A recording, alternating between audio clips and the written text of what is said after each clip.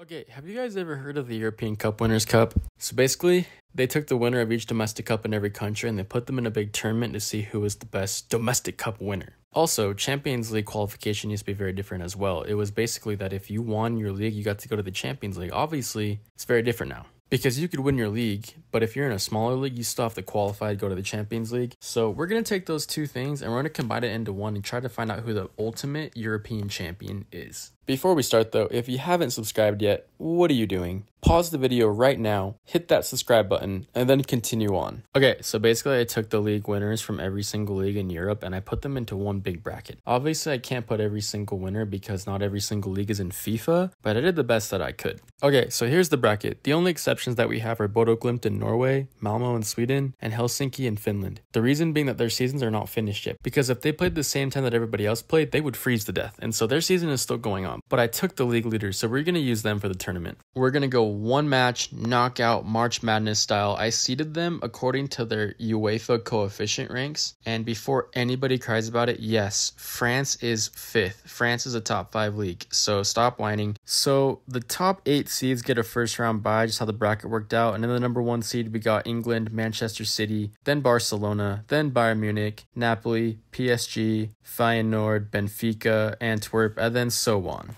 Okay, so here we got our first matchup. It's going to be 16th seed Copenhagen from Denmark and 17th seed from Croatia, Dynamo Zagreb. I thought it was going to be a close match, but as you can see here, Zagreb scored early and they did not stop. So yeah, 7-0 win and Zagreb moves on. Our next matchup is going to be Celtic from Scotland and Helsinki from Finland, who happens to be the worst team in this bracket. I had a feeling that this one was going to be a blowout too, and I was correct. 7-0 win again. Celtic moves on to play Antwerp in the second round. Okay, in this matchup, we got Shakhtar from Ukraine and Rakow from Poland. I thought Shakhtar was going to come away with this match, to be honest, but 2 early goals from Rakow kind of put the game away. I thought Shakhtar might come back with this penalty, but at the end of the day, it was a 2-1 win for the Polish League champions. They move on to play Napoli in an upset. Okay, next matchup, we got the Swiss League champions Young Boys and Ferencváros from Hungary. And this one wasn't even close. The Hungarian powerhouse comes away with a pretty comfortable win, 5-1, and they move on to play PSG. Okay, so next up we got Bodo Glimt from Norway and AEK Athens from Greece. Bodo Glimt had a nice goal to start off, and then AEK had a really nice penalty save, and I thought it would put him back in the game. But no, sadly enough, 3-0 for Bodo Glimt, and they move on to play Barcelona.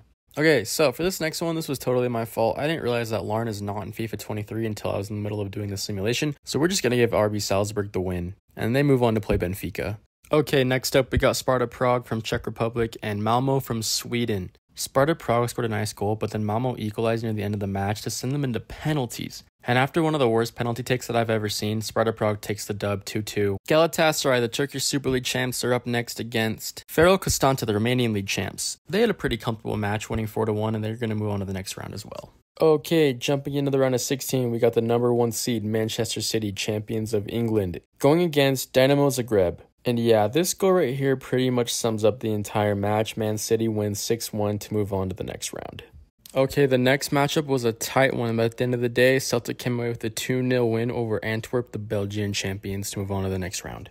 Champions of Serie A, Napoli, are going to play their first match against the Polish champions. Even with the red card from Chucky Lozano, this one wasn't even close. Napoli wins 6-0. Okay, PSG, champions of France, are going to take on Ferencváros. I had a feeling that this one wasn't even close, and I was definitely right. Look at this phenomenal goal by Messi, by the way. Who says he doesn't have a right foot? Bodo Glimt is on to face the League of Champions Barcelona. This match is a little bit closer than I thought it would be, but at the end of the day, Barcelona won 2-0 to advance. Next up, we got Salzburg taking on the Portuguese League champions, Benfica. This was one of the best matches of the entire tournament so far. Salzburg scored early, and then Benfica had this crazy goal towards the end to send it into PKs. After a really entertaining penalty shootout, Benfica ends up winning and they move on to the next round. In our next matchup, we have Sparta Prague taking on Bundesliga champions Bayern Munich. Bayern absolutely manhandled this team. Wasn't even close. And they're moving on to the next round. Our final round of 16 match consisted of Galatasaray taking on the Dutch League champions Feyenoord. 4-0. It was a pretty comfortable win for Galatasaray as they move on to play Bayern Munich in the next round. Okay, first match of the quarterfinals, and this is one you did not want to miss. Manchester City versus Celtic. Celtic scored a shock goal at the beginning of the match, and I was really thinking that Manchester City was going to come back, but with phenomenal goalkeeping from Celtic, they make the massive upset over the number 1 seed, 1-0, and they move on to the semifinals. Down go the champions of Europe. PSG versus Napoli, and this was another incredible quarterfinals match. It was back and forth until Kvicha Kvaratskhelia scored a last-minute game winner, and PSG goes down and Napoli advances to the semifinals. Okay, Barcelona versus Benfica. This match wasn't as intense as the other ones, and Barcelona came away with a pretty comfortable win 3-0, and they are moving on. Last match of the quarterfinals, and we got Bayern Munich versus Galatasaray. Unfortunately, Galatasaray picked up a red card in the first minute of the match, and Bayern Munich immediately took that opportunity to score a goal, and the rest of the match is history. They move on to the semifinals.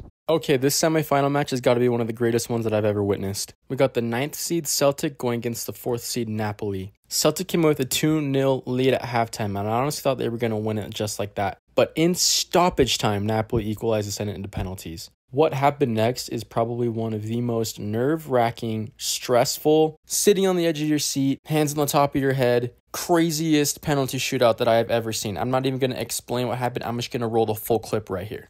And as a player, clinic.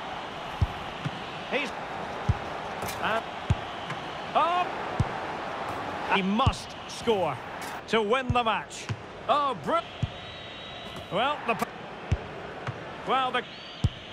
and then I think and he's direct team will prevail.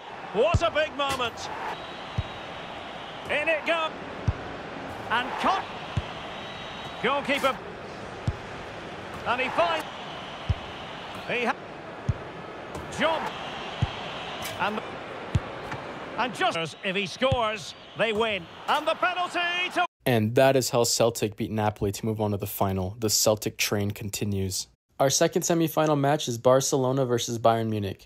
I'm pretty sure that every single one of us know how this match is going to turn out. There's literally no other outcome that could have happened. Bayern puts away 2 and moves on to the final. Okay, we are at the final match of the tournament. We have the powerhouse from Germany, Bayern Munich, and the underdogs from Scotland, Celtic. Bayern Munich scored the first goal of the game, and I was worried that Celtic wasn't going to be able to catch up. But then, a few minutes later, Celtic equalized. About 10 minutes after that, Celtic scored again.